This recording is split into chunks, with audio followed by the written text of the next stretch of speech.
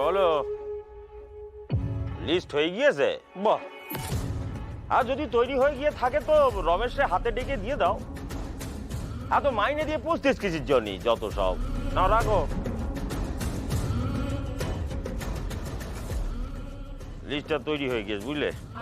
বাবা, এই দেখো ভোটারদের লিস্ট। আচ্ছা, পুরনো লিস্ট। ভোট ব্যাংক বাড়াতে হবে, বুঝছো? বিরোধী পক্ষের ভোট টেনে টেনে নিজের দিকে আনতে হবে। মাথা ঢুকেছ? ঢোকেনি না?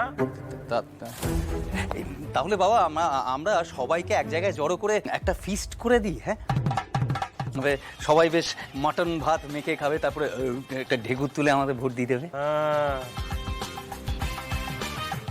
আচ্ছা, এই বলদা বুদ্ধি নিয়ে তুমি ঘরে বসে আছো কেন? চাঁদ, যাও না বাইরে গিয়ে একটু মাঠে ঘাটে ঘুরে ঘাস টাস খেয়েছো না, যাও।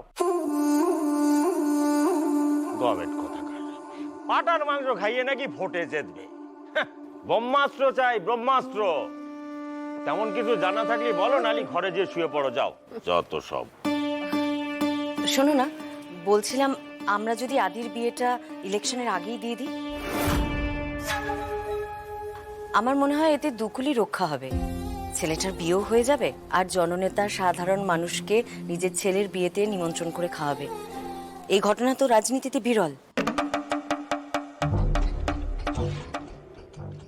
রেনু, তুমি আমার সঙ্গে থাকতে থাকতে দেখতে পাচ্ছি একেবারে পাক্কা রাজনীতিবিদ হয়ে উঠেছ। এটা তো ভালো করে ভেবে দেখিনি। মামা, কি বলো? হ্যাঁ রে বাবু সোনা, বৌমার বুদ্ধি কানা তো ভালোই যা মনে হচ্ছে। দাঁড়াও, রমেশ, রমেশ স্যার। শুনেছো কিছু? হ্যাঁ। তো কাজে লেগে পড়ো এবার। ওকে স্যার, আমি কালকেই পাত্রের খোঁজ শুরু করে দিচ্ছি। বৌমা আগে যে ছবিটা দেখিয়েছিল, বাবু সোনা খোঁজ নিয়ে জানতে পেরেছে সেই মেয়ের অনেক গলতি আছে। দেখো বাপু, এবার যেন তেমন কিছু না হয়। হ্যাঁ হ্যাঁ, ও ক্যান্সেল। রমেশ, নতুন করে খোঁজ নিতে হবে। আদির থেকে যেন অন্তত 5 বছরের ছোট হয়, সুন্দরী, দুজনে পাশাপাশি দাঁড়ালে যেন সাক্ষাৎ রাধাকৃষ্ণ মনে হয়।